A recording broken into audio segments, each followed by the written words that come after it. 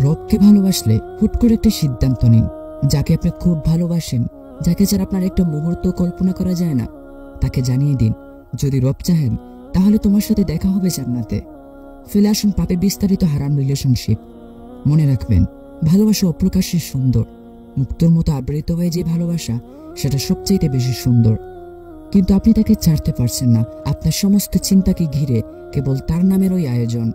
সেই চিন্তাকে একটু কাজে লাগিয়ে ভাবুন তো, যিনি আপনাকে অস্তিত্ব দিলেন, মুসলিম বানালেন, শ্রেষ্ঠ নবীর শ্রেষ্ঠ উম্মত বানালেন, আপনাকে বেঁচে থাকার জন্য আহার দিলেন, পরিধানের জন্য পোশাক দিলেন, সর্বোপরি যিনি আপনাকে খুব ভালোবাসেন, কেবল তার উৎসর্গে আপনি কি হারাম রিলেশনশিপ ছাড়তে পারবেন না?